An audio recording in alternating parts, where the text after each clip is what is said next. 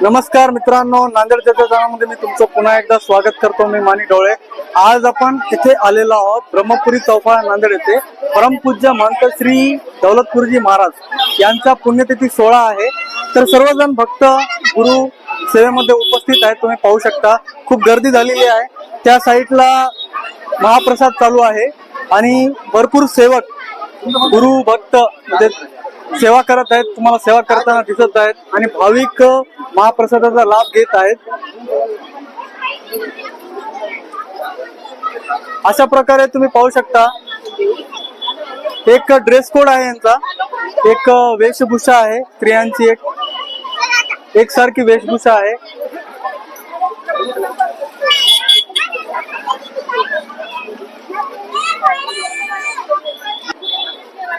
तर मित्रांनो, गेल्या वर्षी पण इथं आलो होतो आपण. त्यावेळेस इथलं बांधकाम पाहिलं तर तुम्हाला लक्षात येईल याच्यामध्ये चेंज दिसत आहे, खूप बदलाव दिसत आहे.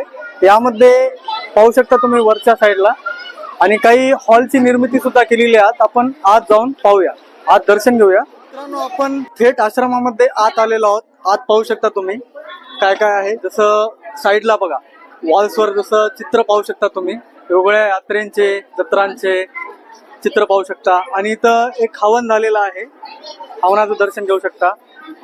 मित्रांनो, तुम्हाला माहितच आहे गुरु म्हणजे काय, अंधाराकडून प्रकाशाकडे नेणारा दिवा. जसं तुम्हाला माहित आहे, अर्थ तमसो मा ज्योतिर्गमय. आणि गुरु म्हणजे गुरु जे आहे आपल्याला आपला अहंकार वितळून आत्मशक्ती प्रदान करणारी एक शक्ती आहे. गुरु म्हणजे एक अशी शक्ती जे अहंकार वितळून आत्मज्ञान प्रदान करते आणि स्वतःला ओळखण्यासाठी म्हणजे आपण कोण आहोत आपली खरी ओळख करून देणारे म्हणजेच गुरु. आणि जीवनाला दिशा देणारे एक ध्रुवतारा म्हणून गुरुची ओळख आहे. आणि गुरु शरीर रूपात जरी नसल, आता तुम्ही पाहू शकता हीच आहे परमपूज्य महंत श्री दौलतपुरजी महाराज यांची इमेज आहे, प्रतिमा. आपण नंतर समाधीचं सुद्धा दर्शन करणार आहोत, मूर्ती सुद्धा पाहणार आहोत. पण हे गुरु आज देहरूपात नसले तरी त्यांचे शब्द, त्यांची वाणी, त्यांची शिकवण या सर्व अजून सुद्धा आपल्या मध्ये जिवंत आहेत आणि आपल्या श्वासामध्ये जिवंत आहेत. म्हणजे गुरु म्हणजे तुम्हाला लक्षात आलं, गुरु या शब्दाचा अर्थ काय? गु म्हणजे अंधार आणि रु म्हणजे रुक्षस, म्हणजे अंधारातून प्रकाशाकडे नेणारा, म्हणजे आत्मज्ञानाकडे आपल्याला नेणारा हा गुरु असतो. ज्यामुळे आपल्याला आपल्या जीवनामध्ये आपल्या जीवनातील सर्व समस्या दूर होतात आणि आपण सत्याच्या मार्गाने पुढे जातो. म्हणून गुरुचं जीवनामध्ये अत्यंत महत्व आहे, सर्वांना माहीतच आहे. आपण दर्शन करूया. काही काही समाधी आहेत आणि स्टॅच्यू आहे इथं आणि इकडे महायज्ञ झालेला आहे. इथं यज्ञाचं दर्शन घेऊ शकता. साईडला पालखी सुद्धा आहे.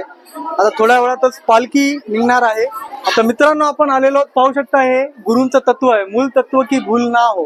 मूल तत्व म्हणजे काय, जे आपण ऍक्च्युअल मध्ये आहोत, म्हणजे जे आपण परम ज्ञान म्हणतो त्याला आत्मज्ञान. आत्मज्ञान म्हणजे आपण कोण आहोत हे जेव्हा आपल्याला कळते तेव्हा ते मूल तत्व जे असते गुरु आपल्याला त्यांच्या ज्ञानातून, प्रकाशातून, करुणेतून आपल्याला देतात. त्या मूल तत्वाला विसरायचं नाही. हे तर मित्रांनो पाहू शकता इथं भजनी मंडळ आहे, महिला भजनी मंडळ अलग अलग ठिकाणाहून जसं जालना, नांदेड विविध शहरामधून आलेला आहे. आणि आपण आज आता लगेच समाधीचं दर्शन सुद्धा घेऊया.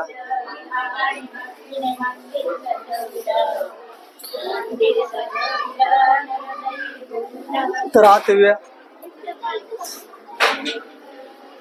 तर ही परमपूज्य महंत श्री दौलतपुरजी महाराज यांची समाधी आहे. तर साक्षात तुम्ही दर्शन घेऊ शकता इथे. तर बाजूला काही प्रतिमा सुद्धा आहेत महंत श्री दौलतपुरजी महाराज यांच्या.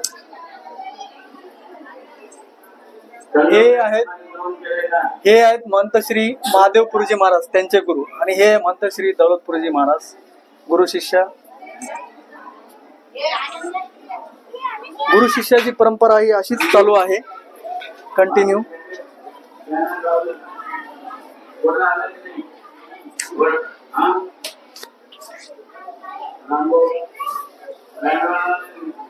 हे आहेत महंत श्री महादेवपुरजी महाराज, प्रथम गुरु इथले.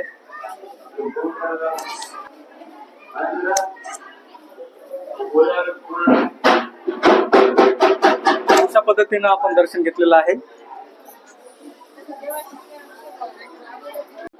तर मित्रांनो, आत येऊन दर्शन घेऊया. हे आहे महंत श्री दौलतपुरजी महाराज यांची मूर्ती.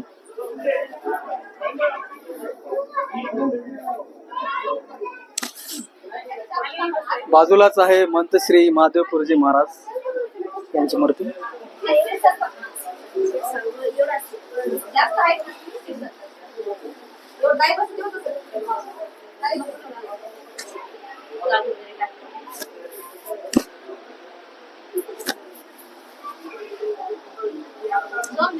मित्रांनो, निरंजना आश्रमाची जी गुरु शिष्य परंपरा म्हणजे आता गुरु परंपरा म्हणू शकतो आपण अजून एक प्रकार. जसे महंत श्री महादेवपुरजी महाराज पहिले गुरु, नंतर श्री दौलतपुरजी महाराज आणि त्यानंतर दयानंदपुरजी महाराज.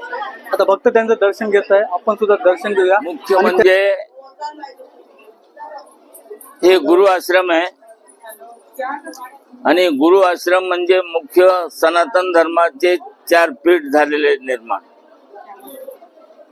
4 दिशेला 4 पीठ, त्या 4 दिशेला 4 पीठाच्या माध्यमातून एक एक पीठामध्ये 7 आखाडे आहेत. गिरी, पुरी, बन, भारती अशा प्रकारचे 7 आखाडे आणि या आखाड्यामध्ये राहणाऱ्या महात्म्यांचं काम हे आहे धर्मप्रचार, धर्माचं रक्षण, वेळ पडलं तर युद्ध सुद्धा करण्यासाठी नागा संन्यासी असतात. तर अशा प्रकारचं हे निरंजनी आखाडा आहे, आद्य शंकराचार्याच्या स्थापित झालेले. आणि त्याची एक छोटीशी भक्ती मार्गात गुरु परंपरेची शाखा नांदेडला आहे. श्री परमपूज्य महंत महादेवपुरी महाराज हे हरिद्वारचे आपल्या गुरुमहाराजांचे मुख्य गुरुमहाराज, त्यांचे शिष्य महंत दौलतपुरी महाराज. त्यांनी भक्ती मार्गाच्या माध्यमातून शिष्य परंपरा 3.5 लाख त्यांची शिष्य परंपरा आहे. संपूर्ण महाराष्ट्र, तालुके, जिल्हे, खेड्यापाड्यातून बराच शिष्यवर्ग आहे. कर्नाटक आहे, आंध्र आहे, MP आहे, गुजरात आहे.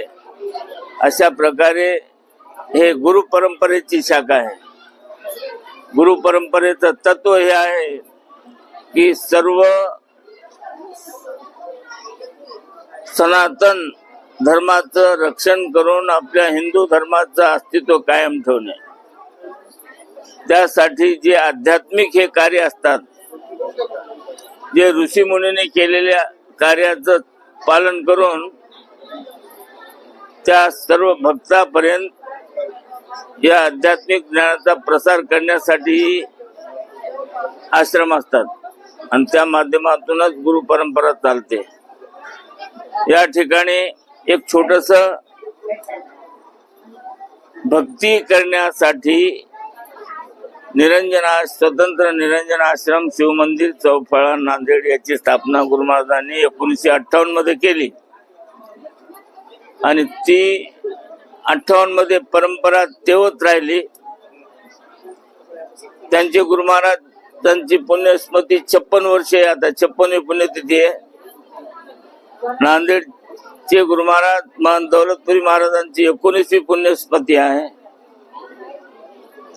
आणि त्यांचाच वारसा या ठिकाणी सर्व शिष्य परंपरेच्या माध्यमातून आम्ही चालवतो आणि ही गुरु परंपरा आहे.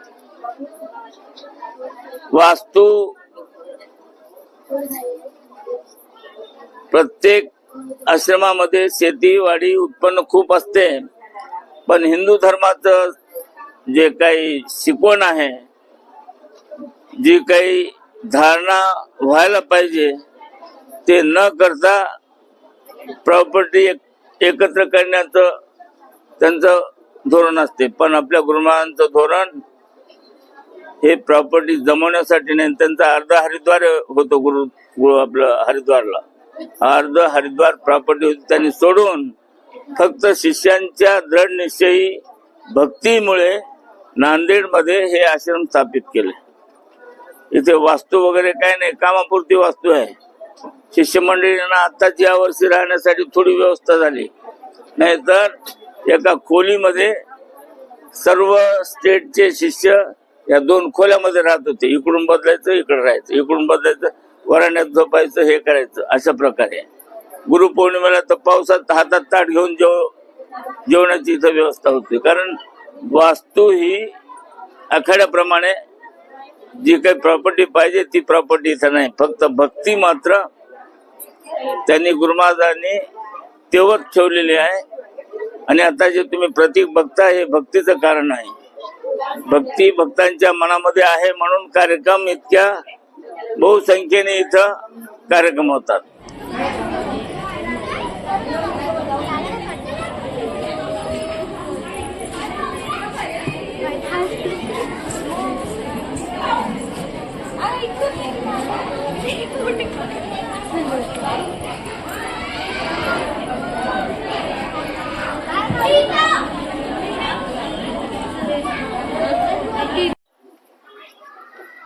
ज्या ज्या ठिकाणी हे बांधकाम करण्यात आलेलं आहे, हॉल निर्माण करण्यात आलेला आहे, त्या त्या ठिकाणी यज्ञ, छोटासा यज्ञ हवन ठेवण्यात आलेला आहे. आणि त्या पद्धतीनं म्हणजे जसं मंदिरामध्ये आपण आल्यावर आपल्याला शांती प्रदान होते, त्या पद्धतीनं यज्ञाने जशी शुद्धी आणि म्हणजे वातावरण शुद्ध करण्याचं कार्य जे यज्ञ करतो, कारण की पावित्र्याचा सिम्बॉल म्हणजेच यज्ञ असतो, जो नकारात्मक गोष्टींचा नाश करतो आणि सकारात्मकता फैलवतो. अशा पद्धतीने तुम्ही पाहू शकता मंदिरामध्ये. मंदिराचा अर्थच काय, ज्या ठिकाणी आपलं मन अंदर जातो, म्हणजे मन अंदर तर मंदिर म्हणजे मन आत. तर गुरुच्या शिकवणीमध्ये आपलं मन आंतरिक जाते. म्हणजे काय होते, मन नसता काय होते, बंदर असते. बंदर म्हणजे काय, बाहेरच असते मन, इकडे तिकडे भटकत राहते. पण गुरुच्या सानिध्यात जेव्हा येतो आपण, तेव्हा आपलं मन आत जाते. त्याला आपण मंदिर सुद्धा म्हणू शकतो.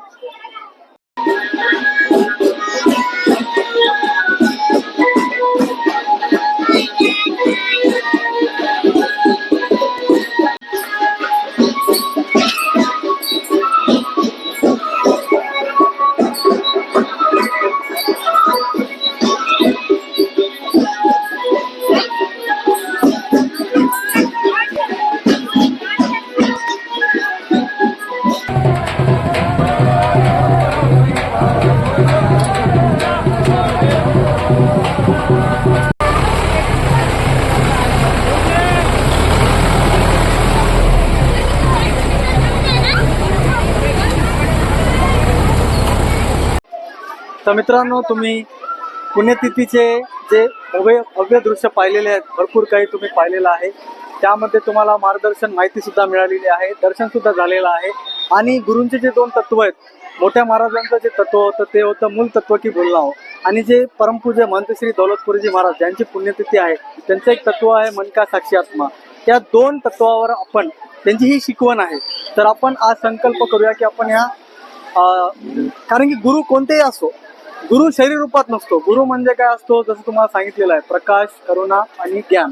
त्यामुळे गुरुमध्ये काही भेद नाही, त्यांच्या टीचिंग नुसार आपल्याला आचरण करायचं असते. आणि आज संकल्प करूया की आपण त्या टीचिंगचा आपल्या जीवनामध्ये आपण आचरण करणार आणि लाभ घेणार. हीच त्यांना खरी आदरांजली ठरणार आहे.